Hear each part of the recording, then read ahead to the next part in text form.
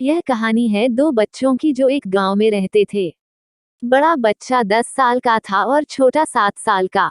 दोनों हमेशा एक दूसरे के साथ रहते, एक दूसरे के साथ खेलते और एक दूसरे के साथ ही घूमते। एक दिन दोनों खेलते खेलते गांव से थोड़ा दूर निकल आए। अचानक खेलते खेलते 10 साल के बच्चे का पैर फिसल गया और वह कुएं में गिर गया और जोर जोर से चिल्लाने लगा। अपने दोस्त की आवाज सुनकर जब छोटे बच्चे को इस बात का पता चला तो वो बहुत घबराया। उसने अपने आसपास देखा और मदद के लिए चिल्लाया, लेकिन वहां आसपास कोई नहीं था जो उसकी मदद कर सकता था। अचानक उसकी नजर पास ही पड़ी एक बाल्टी पर पड़ी, जिस पर एक रस्सी बंधी थी। उसने बिना कुछ सोचे वह रस्सी कुएं में फेंकी और अपने दोस्त को उस रस्सी को पकड़ने को बोला। अगले ही पल वह 7 साल का बच्चा उस 10 साल के बच्चे को पागलों की तरह कुएं से बाहर निकालने के लिए खींच रहा था। उस छोटे से बच्चे ने अपने दोस्त को कुएं से बाहर निकालने के लिए अपनी पूरी जान लगा दी।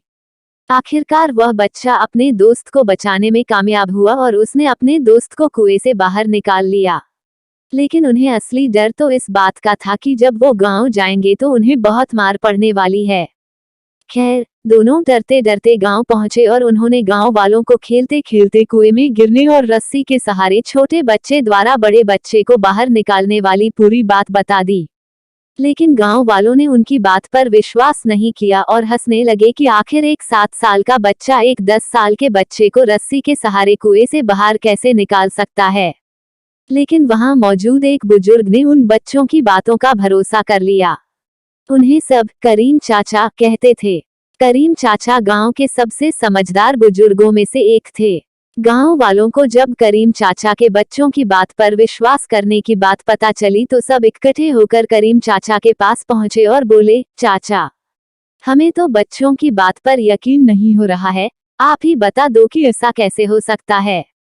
गांव वालों की बात सुनकर करीम चाचा बोले, बच्चे बता तो रहे हैं उन्होंने यह कैसे किया।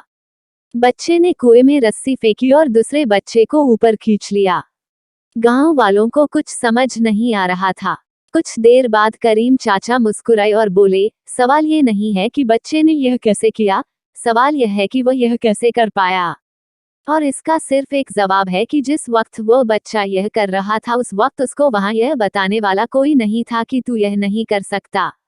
यहाँ तक कि वह बच्चा खुद भी नहीं।